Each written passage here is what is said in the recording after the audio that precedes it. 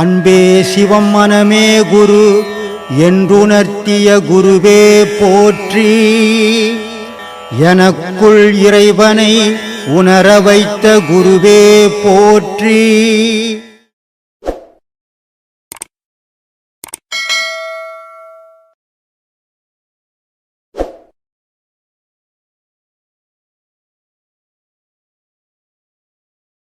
ஓம் நமச்சிவாயன்னு 108 தடவை காலையில் மாலையில் சொன்னால் அதனுடைய பலன் நமக்கு கிடைக்கும் ஐயா. அதே போல் ஓம் சரவண பவா என்று சொன்னால் 108 தடவை சொன்னால் அந்த பலன் அதுபோல் கிடைக்கும் ஐயா. பலன் நமச்சிவாயான்னு 108 தடவை சொன்னால் அதனுடைய பலன் ஒன்று கிடைக்கும். அதே நேரத்தில் சரவண பவான்னு சொல்லக்கூடாது. ஓம் சக்தி சரவணபவா, ஓம் ஷண்முகா, ஓம் கந்தா கதிர்வேலா கார்த்திகேய ஷண்முகா அப்படின்னா அதனுடைய பலன் கிடைக்கும்.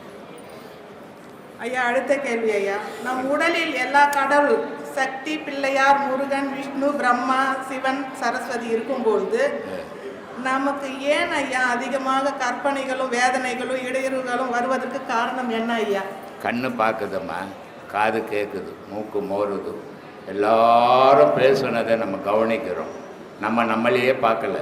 நம்மளை பார்க்காதால நமக்குள்ள இருக்கிற கடவுளெல்லாம் நம்ம மறந்துட்டு உலகத்தையே பார்க்குறோம். அதனால் கற்பனைகள் தோன்றுறது, ஆசைகள் தோன்றுது.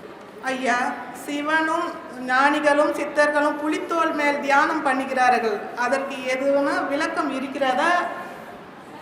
சித்தர்கள் பாடல்களும் ஞானிகள் பாடல்களுக்கும் விளக்கம் இல்லைம்மா. நான் ஒரு 3 மாதத்துக்கு முன்னே கூட நான் சொன்னேன், ஒவ்வொரு மகான்கள் பாடின பாடல்களும் செய்யுள் வடிவிலையும் இலக்கணம் இலக்கியத்திலையும் இருக்குது. இது சாதாரண பாமர மக்களால் படித்து அவங்க என்ன சொல்லிக்கிறாங்கன்னு தெரிஞ்சிக்க முடியாததால் இன்றைக்கி இந்த இந்து மதத்தினுடைய சிறப்பு இருக்குது. அது ஒரு அற்புதமான கலை. அவ்வளோ அற்புதங்கள் இந்து மதத்தில் இருக்குது. ஆனால் அது மனுஷனுக்கு தெரியாததால் மதம் மாற்றங்கள் ஏற்படுது. அதனால்தான் சொன்னேன், கல்வெட்டில் இருக்கிற 4 மொழிகள் தெலுங்கு, கன்னடம், தமிழ், மலையாளம் 4 மொழிகளும் சேர்ந்தது தான் கல்வெட்டுகள் ஆதியில் பதிச்சுது. ஏன்னா அப்போ 4 ஸ்டேட்டும் ஒன்றா தான் இருந்தது. அந்த 4 மொழியில் சேர்ந்த கல்வெட்டை கூட பிரித்து தனித்தனியாக ஆக்கிட்டாங்க இன்றைக்கி. ஆனால் இந்த இலக்கணம் இலக்கியமாக செய்யுள் வடிவில் இருக்கிற இந்த பாடல்களையும் சரியாக தனித்தனியாக பிரித்து இந்த பாமர மக்கள் படிக்கிற மாதிரி இன்றைக்கி நிறைய படித்தவங்க இருக்கிறாங்க, பெரிய மேதைகள்லாம் இருக்கிறாங்க. அவங்கெல்லாம் அதுக்கு மொழிபெயர்த்து கொடுத்தாங்கன்னா எல்லா மக்களுக்கும் அது புரியும். அவங்க மகான்கள் என்ன சொன்னாங்கன்றதையும் தெரியும். 2வது, சித்தர்களினுடைய பாஷையில் எல்லா மறைப்பொருளை சொல்லியிருக்கிறதுக்கு காரணம் என்ன அப்படின்னா, இது மக்கள் தெரிஞ்சுக்கிறதுக்காக அவங்க எல்லா விஷயத்தையும் சொன்னாங்க. ஆனால் அதை என்ன ஆகிப்போச்சு, இன்றைக்கி பிழப்புக்காக உருவாக்கிக்கினாங்க. ஓப்பனாக சொல்லியிருந்தால் இன்னும் மோசமாக போயிருக்கும். ஆனால் மறைமுகமாக சொல்லியே இன்றைக்கி தொழிலாக போயிடுச்சு அது. அதனால் ஆதியிலே அவங்க மறைமுகமாக சொல்லியிருக்காங்கம்மா. அதுக்கு விளக்க உரைகள்லாம் அவ்வளோ கரெக்டாக எழுத முடியாது. ஏன்னா எந்த பாதையில் அவங்க சொல்லியிருக்கிறாங்களோ மகான்கள், நீ அந்த பாதையில் போகிறவங்களுக்கு தான் அதனுடைய பொருள் புரியும். அதை நீ படிப்பை வச்சு அதனுடைய பொருள் புரிய முடியாது, கஷ்டம் அது. இப்போ அது சொல்கிறாரு திருமூலர், மூலத்துவாரத்தில் இருட்டறை மூலையில் இருந்த கண்ணி குருட்டு கிழவன் கூடல் குறித்து குருட்டினை நீக்கி மருட்டி அவளை மனம் புரிந்தாள். என்ன புரிஞ்சது? ஏதாவது புரிஞ்சுதா? இது அந்த பாதையில் போகிறவங்க தான் அதனுடைய பொருள் புரியும். இவர் எங்கே சொன்னார்? இருட்டறைன்னு எதை சொன்னார்? குருட்டு கிழவன் யாரை சொன்னார்? அந்த குருட்டு கிழவன் கூட இந்த இருட்டறையில் இருக்கிற கன்னி பொண்ணை எதுவுமே சேர்க்கணுன்றாரு. அது யார் அது சேர்க்கறது அப்படின்றது அந்த பாதையில் போகிறோம். படிச்சுட்டு அதை தெரிஞ்சிக்க முடியாது, கொஞ்சம் கடினம் தான். அதனால் அவ்வளோ முழுமையாக 100க்கு 100 அது புரியலனால ஒரு 80% புரியும்.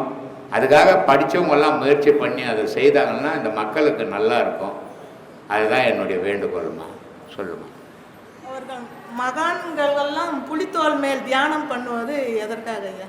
ஏமா மகான்கள் சிவன் ஞானிகள் எல்லாரும் புலித்தோல் மேல் உட்கார்ந்து தியானம் பண்றாங்க இல்லைங்கய்யா? புலி மேலையா? புலித்தோல் கீழே போட்டு, புலித்தோல் கீழே போட்டு தியானம் பண்றாங்க. அதுல புலித்தோல் மட்டும் போட்டு பண்றதில்ல, தர்ப பாய் போட்டு பண்ணுவாங்க. மான் தோல் போட்டு பண்ணுவாங்க, புலித்தோல் போட்டு பண்ணுவாங்க. இந்த 3 பொருளையும் அந்த தியானத்துக்கு யூஸ் பண்ணுவாங்க. இதுக்கு காரணம் என்னென்னா, புலித்தோல் போட்டு பண்ணும்போது அந்த வைராக்கியம், அந்த கோபம் வரும்.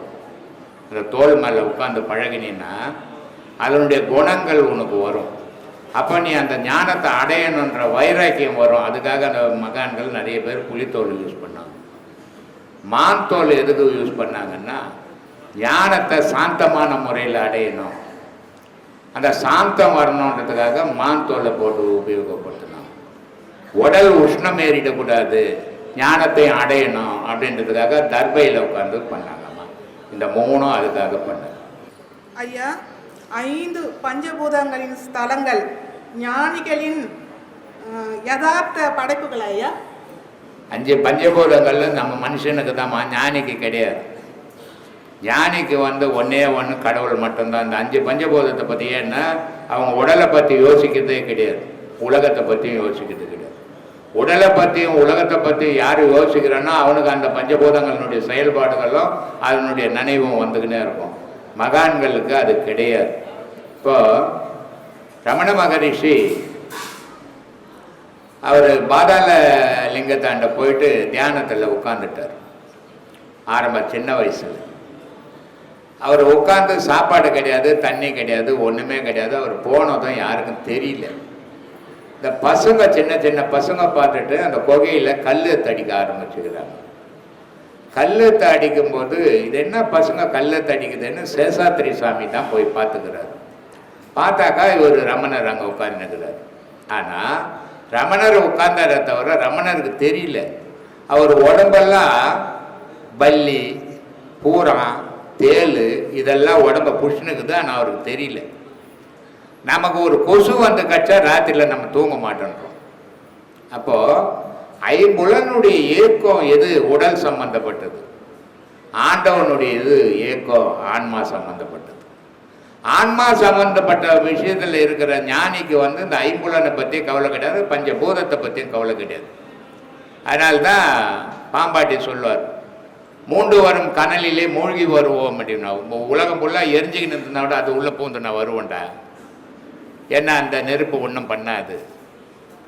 கடல் நீர் பெருத்து பொங்கி வந்தால் கூட அந்த கடல் தண்ணிக்குள்ளே நான் மூழ்கி வருவேன், ஏன்னா அந்த கடல் தண்ணி ஒன்றும் பண்ணாது. நம்மளை பண்ணுமா, ஒரு சுனாமி வாரி கொட்டிட்டு போயிடுச்சு. அப்போது 5 பஞ்சபூதங்களோட வாழறது மனிதன், 5 பஞ்சபூதங்கள் நினைவோடு இருக்கிறது மனிதன், 5 பஞ்சபூதங்கள் இயக்கத்திலே தான் நம்ம வாழ்ந்துன்னுக்கிறோம். அதனால் அந்த மனிதனுக்கு தான் 5 பஞ்சபூதம், மகான்களுக்கு 5 பஞ்சபூதம் கிடையாது, ஆண்டவன் மட்டும்தான். பஜனை கோஷத்தில் எல்லா கீர்த்தனையும் பாடுவேன், திவ்ய பிரபந்தம் பாட சொன்னால் பாடுவேன், தெலுங்கு கீர்த்தனம் பாட சொன்னால் பாடுவேன், பெருமாள் ஆராதனை பண்ணி பாடுங்கன்னா பாடுவேன். ஏன்னா ஏற்கனவே நான் சங்கீதத்தில் இருந்தால் சூப்பர். அதனால் எல்லாம் பாட சொன்னால் பாடுவேன். எங்கள் பெரியப்பா வீடு பிராட்வே தான், சாலை விநாயகர் கோயில் ஸ்ட்ரீட். அங்கே போய் கச்சேரி பண்ணோம், எல்லாம் பண்ணோம், எல்லாமே இது பண்ணுவோம். ஆனால் இந்த மாற்றம் வந்ததுனால இப்போ எல்லாம் என்னை கூப்பிடுவாங்க, என்னங்க புரட்டாசி மாதம் நீங்கள் பஜனை பண்ண வரமாட்டீங்களா? என்ன எனக்கு போனோன்னு ஆசையும் வர மாட்டேங்குது, போய அப்படி வந்துடுது. எதுக்கான இந்த மாற்றம்? அதுதான் சார் முன்னாடியே சொன்னேன்.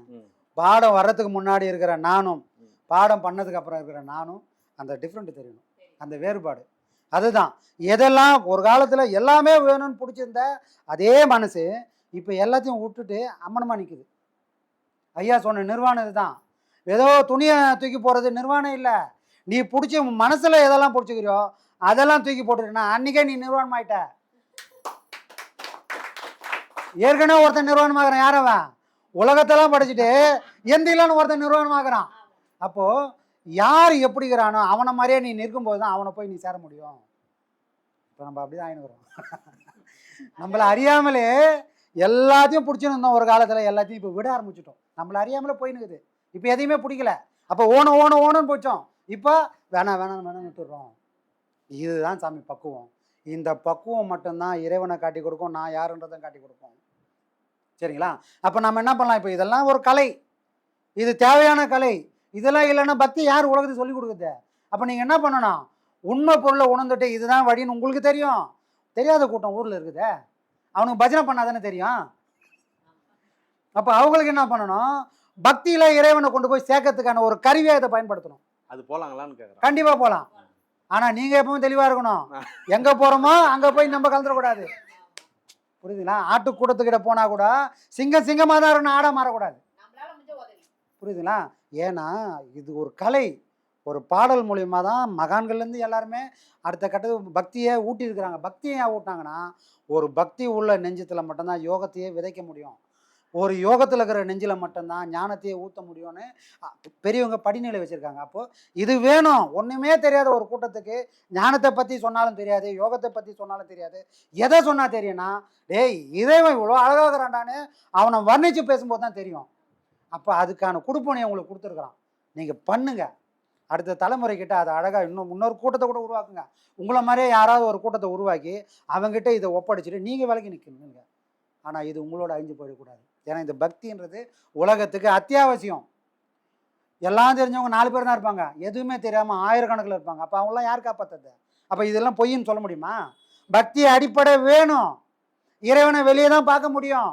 அவனுக்கும் ஒரு நாள் வரும், நம்மளுக்கு வந்த மாதிரி அவனுக்கு நாள் வரும்போது இறைவன் வெளியே இல்லைப்பா உனக்குன்னு நம்ம அப்போ சொல்லிக்கலாம். அப்போ இந்த கலையை கூட கற்றுக் கொடுக்கலாம்.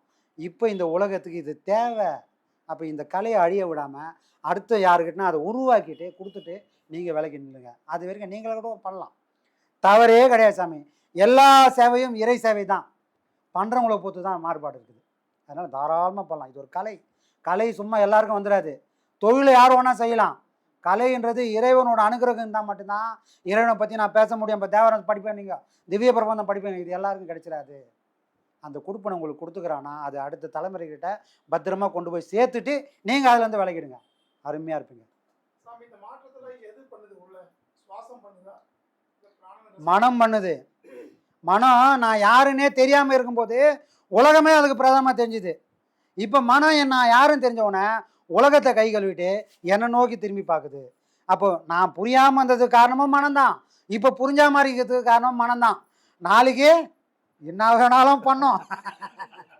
ஏன்னா மாயை பலமான ஒரு பொருள். மாயை வம்சம் என்னை பாராட்டியும் கெடுக்கும், போராடியும் கெடுக்க வைக்கும். என்கிட்ட அது முன்னே நின்று போராடும். நான் என்னை அச்சு ஊற்ற முடியுமான்னு அது பார்க்கும். என்னை 1000 அடி அடிக்கும், நான் விழலை அப்படின்னு அதுக்கு தெரிஞ்சிச்சுன்னா இன்னொரு வேலையை கை எடுக்கும், பாராட்டிடும். உன்ன மாதிரி ஒரு உலகத்திலே இல்லைடா, உன்ன மாதிரி ஒரு ஆள் உலகத்திலே இல்லைன்னா அது பாராட்டிச்சுன்னா என்னை யாருமே அடிக்கணும், நானே தரையில் வந்துடுவேன். இது ரெண்டுமே மனம் பண்ணோம். நாம தான் தெளிவாக இருக்கணும். போராடினாலும் நிற்பேன், பாராட்டினாலும் மரம் மாதிரி நிற்பேன். எனக்கு சூடு சொரணம் இல்லாமல் போகணுன்றது தான் விதி. ஐயா சொல்லுவார், டேய் ஞானத்தை அடைஞ்ச சும்மா இல்லைப்பா, மானம் ஈனெல்லாம் விட்டுணும். எங்கே சொன்னாரு? இறைவனை அடையணும்னா மான ஈனத்தை விட்டாதான் இறைவனை அடைய முடியும்னு ஐயா சொன்ன விஷயத்த உலக வாழ்க்கை ஏற்றுட்டான். இங்கே வாழணும், நல்லா வாழணும், பணம் சொத்து சொகத்தோடு வாழணும்னா மான ஈனம் இருக்கக்கூடாது அப்படின்னு அப்படியே உள்டாவை புரிஞ்சுக்கின்னு இன்னைக்கு உலகத்தில் வாழ்ந்துக்கிறான் சாமி. இதுக்கும் மனம்தான் காரணம். அப்போது இந்த உலகத்தில் நல்லது கெட்டது எல்லாத்துக்குமான ஒரே பொருள். உலகத்தில் நல்லதும் இல்லை கெட்டதும் இல்லை. ஆனால் எனக்குள்ள வர ஒரு பொருள் நல்லதையும் கெட்டதையும் மாற்றி மாற்றி காட்டுது. அப்போது இங்கே என்ன நடக்குது அப்படின்னா மனம் சீராகுது. ஒரு காலத்தில் அதில் நெல் வேலையில் புல்லும் கோரையுமா விளைஞ்சுனுக்குது. ஐயா கொடுத்த பாடம் என்ன பண்ணுது, அந்த கோரையெல்லாம் தூக்கி போட்டுட்டு அது எதை போட்டாலும் முளைக்கக்கூடிய ஒரு மண்ணாக மாற்றி வச்சுக்கிறாரு. இப்போ அதில் விளையதெல்லாம் நல்ல பொருளாக விளையுது.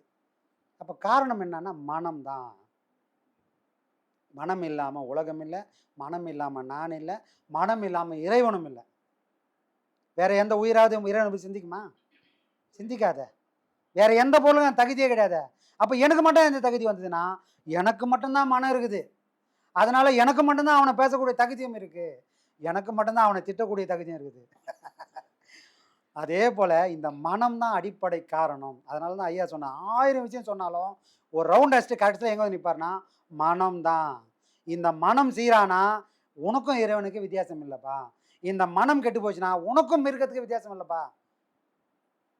நீ மிருகமாக வாழுதும் மனுஷனாக வாழுதும் தேவனாக வாழுதும் காரணமான பொருள் மனம்தான். இதை நீ எப்படி வச்சுக்க போறன்றதுக்கு ஏற்ற மாதிரி நீ மாறுவ அப்படின்றது தான் விஷயம்.